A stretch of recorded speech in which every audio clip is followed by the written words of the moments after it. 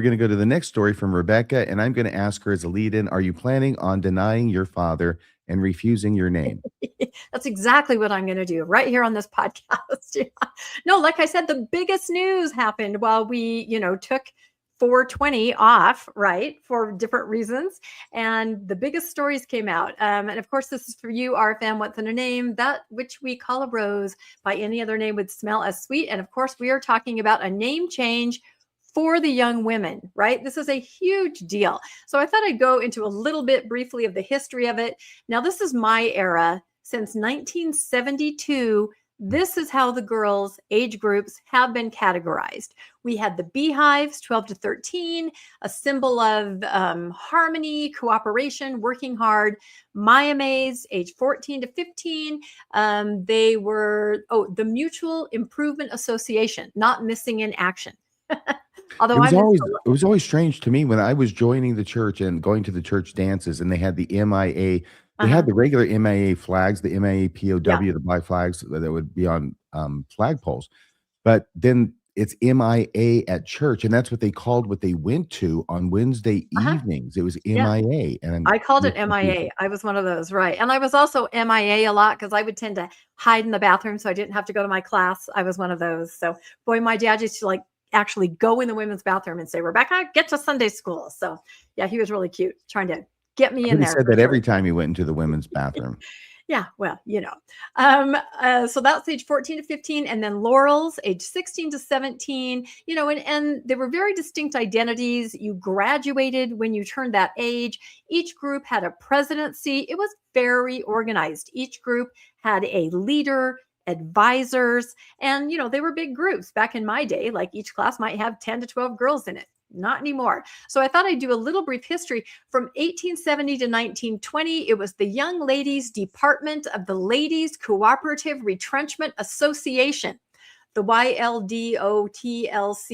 Anyway, you can see what it was. Yeah, exactly. And it was organized in 1870 under the direction of Brigham Young, of course. And the name was later shortened to the Young Ladies Mutual Improvement Association. And that's where MIA comes from, right? And that stretched, forward into the century. And in this one, they were kind of all met together. I have a picture here, AI, of course, of pioneer girls meeting together. The Beehive Girls were a summer group for some of the younger girls. I thought that was interesting. That's where that name started. So 1920 to 1970, and I don't know if anyone in the chat is old enough to remember this era, but I have some, 1920s looking girls sitting there. The name was the Young Ladies Mutual Improvement Association, and it becomes the Young Women's Mutual Improvement, the Mutual Improvement Association in 1934. And now there are two classes, the Beehive Girls for the younger and the Gleaners. Do you guys remember the Golden Gleaners? I'm old enough to remember people in my ward talking about that. I never knew exactly what it was, but that was the older girls group. So they were definitely organized in that way. Now we move forward to my era. I entered Young Women in 1978, and the 70s all the way up to 2019, the name was the Young Women's Organization. They changed it. They got rid of MIA, although we still called it that. There was a little transition there. And at that point, you've got the Beehives, the Maya Maids, and the Laurels. And that's how it was all the way up until 2019. I mean, talk about no change. It was pretty set in stone. Has it been that long?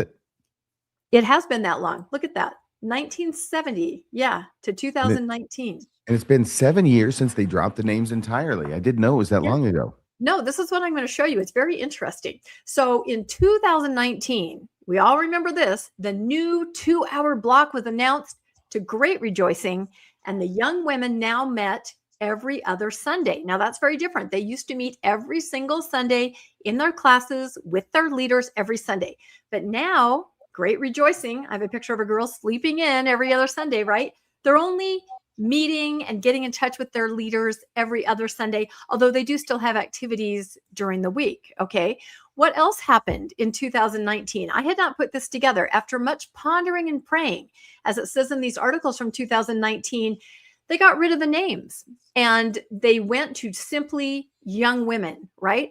And they talk in these articles about how it's going to unify everyone. This is under the direction of the leadership. This is so important that they don't have any separate names, but they're all together in unity. This is what the Lord wants. They're just going to call them young women, right? And they've dropped the other names. Okay.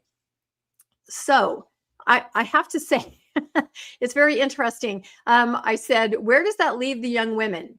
No age-based names, instead referring to children as women. I have a whole soapbox I could do, but I won't right now, about how inappropriate it is to call children young women. And also, they're only meeting twice a month. But all the articles I read said this is inspired. This is an incredible program. They're all meeting together. Now, I think it's because they didn't have enough young women. This is what I think. They didn't have enough anymore to divide them into groups. They had to have the meeting all together. And I've seen this anecdotally everywhere. They had maybe one beehive, 2 maids, and 3 laurels. They had to put them together in a group. What's interesting is that just a few days before the announcement of the new names came out, there was an article in the Tribune. What a coincidence. Talking about, what are our names? Who are we? What's our identity? I guess they forgot how in 2019 it was revealed and under the direction of leadership that they were young women. That was important to show their unity. So I made this meme says, but what's our name? And we don't really have a name. So how's Deseret Book and Etsy going to know how to make cute merch? That's important when it comes to these young women's name, right? So some of the names that were thrown out in this article just a week ago: Wayfinder, Truthfinder, Lightfinder, priestess, prophetess, right? Disciples, believers, doers. They're trying so hard to find something that's going to match the boys' names, right? Because a boy, a deacon, right? In other churches, that's a position of importance. A priest, another position of importance, and a teacher, also somebody, that has some importance. So they were trying to throw out things that they thought maybe the girls could be. This picture is interesting to me. This was in the article. I don't know if you guys have noticed, but every time they show the African saints, they're all wearing the same fabric dresses. I'm talking in Relief Society and Young Women's. And I don't know if anybody knows, are they literally purchasing clothing and dressing them all alike? I've noticed this a couple times. It's kind of a little tangent there. So, all right. Daisies, lilies, dahlias. What is her name? Oh, Ardith Cap suggested Daughters of God. Do you see anything wrong with that? For all of them? Yes. Daughters of God. Yeah. Oh, I see. Yeah, yes. the anachronism. Sorry, the acronym. Yeah, dog. We definitely don't want that. So they've been trying, and the girls have been saying, we really want to go back to something that, that sets us apart. So all of a sudden, dialing it back, what is old is new again. March 2026, the LDS Church announces that young women meetings are going back to every single Sunday, right?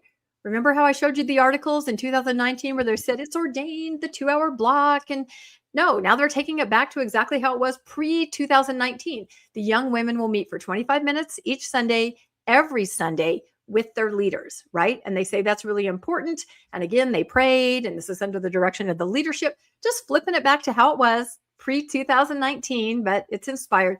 God has a lot of time on his hands as he just kind of flips things back and forth. I don't know. He must be sort of bored. And then what happens next? The new names come out. I have a litmus test for information that the church puts out. If I think it's a joke or somebody's posting it and it's not real, that's my litmus test. And this is what I thought when I first read these names. I'm going to ask you, Bill, first, and then RFM. What did you think when you first read the names? I thought they were kidding. I thought it had to be a joke. I don't know that I have a strong opinion. I'd love to know, RFM, what do you think about these builders of faith, messengers of hope, and gatherers of light? They're awful. These are not names. These are commandments. Yes. These are directives. These are instructions. Yep. Tasks. It's too long. Yep. Priest, so you get priest, deacon, and teacher, right? Mm-hmm. And over there you've got, go forth and conquer. Gatherers of light. Why the ofs? Why not? If you have to do this, just do light gatherers, okay? Yeah, and I think they'll start calling them gatherers, messengers, and builders. But as people pointed out, these are all tasks that the girls have to do, right? Like you said, they're not an authoritative title like a priestess. They are tasks, and they're super affected. And we're not the only ones that have noticed this. Can I mention something here? Yeah, go ahead. Sorry, they had to do that because under the old scheme, there was too much resting on their laurels. And I just want to say this. So I'm just going to take this down for a second, okay? About that idea, daughters of God. Hang on a second here. Let me take that off there. Got two. Okay. I don't know if you remember a little movie from 1984 called Ghostbusters. Okay. So she's a dog. She's a dog. That's what it reminded me of. Continue with your story, please. Continue with my story. All right, we'll breeze through this. I have a lot of pictures because it's kind of funny. Yeah, and I made that picture over on the side because the names are just so whimsical, fanciful, like a fairy tale. Of course, they're for the girls, right? But again, their focus is to prepare them for Relief Society. Everybody says that in all the articles. This is what the focus is. So let's talk about the aftermath of what I like to call Boff Mo Goff, right? Rebecca, I'm sorry. I've got to ask you this because you're the lady here, okay? I know. And you've been through this whole system. Oh, yeah. But there's this emphasis like we are preparing the young women to go to Relief Society. Yeah. And that's where you're going to die there because you're never getting out of Relief Society. No, Relief Society means marriage and children. That's what Relief Society means. You're on and that. This is what I want to ask you. Are the young women, so as they're called, okay, in the church, to your understanding, are they as excited about going into Relief Society as the church seems to think they are? Yeah, I don't think so. I do not think so. Of course, I never had daughters, but yeah, I don't think so. So, of course, I had to make the picture that now the young women look like elves and fairies and fairy tale princesses, the Boff Mo Goff. That's exactly. So let's talk about what has happened since this has been announced. The Young Women's president has come out and said these are not ornamental names. I push back and say these are exactly what an ornamental name is. Gatherer of Light. This is absurd. And you'll see that the faithful members are also cringing at all of these. So I just designed these little t-shirts. Of course, maybe I should open an Etsy shop. I don't know. And everybody wondered, who came up with these names? Well, the Young Women's president is assuring us that it was the presidency, that committee, the advisory council, and 5 20-year-olds. 5 20-year-olds who were recently in Young Women. And they came up with the names, and they're tearful about it. The leadership approved it. It's what God wants the women in the church to be called. So let's talk about the merch. Literally hours after the announcement came out, the merch started rolling in. There's even a song. This lovely young woman here has written a song, Gatherers of Light. I'm just going to scroll through these. I'm not making this up. Hours later, we've got keychains, we've got plaques, we've got wall hangings, we've got t-shirts, we've got necklaces, Lord. We've got bracelets, we've got earrings. I'm waiting for bath mats and doormats. Didn't this kind of thing piss Jesus off in the New Testament? Exactly. It reminds me of Ponderize. Do you guys remember that? Ponderize, where the general authority gave the talk, where he coined the phrase Ponderize, and within seconds, a website popped up. It's kind of like think Celestial. Everything's merch. So I have not seen it on Deseret Book yet. This is all Etsy, but it is everywhere. Now, what's the reaction from the faithful? The reaction is the face here. You can read these. Did they not run this past the correlation? I hate it. They're actually using the word hate. This is embarrassing. This is cringy. And I mean, there are pages of these kind of comments from faithful social media. I'm sure a lot of you guys have seen this, where they're like, what were they thinking? I don't want my daughter, I will not make her be called a gatherer of light. That's embarrassing. I don't want her called that. So they are not buying it, no matter how much the names were inspired. They're not buying it. Some of them are like, okay, we'll just make do. It's what they want us to be. They are not buying it at all. Are you guys, either of you, surprised at this reaction to these names? No, they're awful. Yeah, they are awful. That's another word that's used a lot. These are awful, cringy. I hate them. I mean, very strong. They're not even trying to gaslight themselves. That's pretty incredible. One person pointed out, I have seen the German and Portuguese translations they use for gatherer of light, bearer of light, which is another name for Lucifer.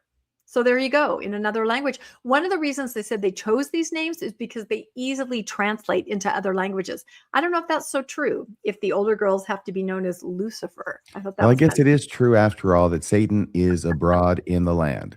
I guess that's it. And then the memes. Oh my goodness. We could go on for hours about the memes. People started thinking up new names for the young men: the collector of the tithing slips, the bringers of the bread, the blessers of the bread. this whole of thing, these whole prepositional phrases as names. Here are, I think this might be some D&D or Magic the Gathering cards, builders of faith. I mean, this is exactly this whimsical, magical, imaginary, right? A myth, mythological, which maybe that's kind of accurate for the religion. Somebody said, let's get Stephanie Meyer, the author of Twilight, on this. Let's have her put out some books, Builders of Faith, Messengers of Hope, Gatherers of Light. I mean, people are just having a heyday with this. Are you sure that's better than not having a name? Says one of the memes. There are just so many out there. And one post I thought was really interesting, and I'll end on this. Brandon Sanderson is a very popular fantasy novelist. LDS, a lot of people read what he writes. Some people on the faithful side said, oh, this is just like Brandon Sanderson. You know, this alternate reality. This is one of his books, Oathbringer. So it's just this whimsical fantasy, mythological. It's a disservice to the young women. It certainly does not give them any kind of weight or importance. It's just fluff. And that's my opinion. Anyway. You should have named his book Bringer of Oaths. Bringer of the Oaths. Now he's got Oathbringer, one word. That could have been cool. Light Gatherer, one word. They're saying that they may sort of refer to it, you know, in the wards like that. Hope Messenger, any of that, though. I mean, and maybe this will appeal to the kids that are into fantasy, which a lot of them are. But one of a person that I know who is a copywriter in charge of a whole copywriter department said, you know what? This is branding. These phrases are going to attract people on social media. They sound really cool. They sound really exciting. Do you want to be a gatherer of lights? So she thinks that maybe they're doing it all for the branding because it sounds exciting. So I don't know. Final thoughts on this story. It was big, big news last week. What do you think, Bill?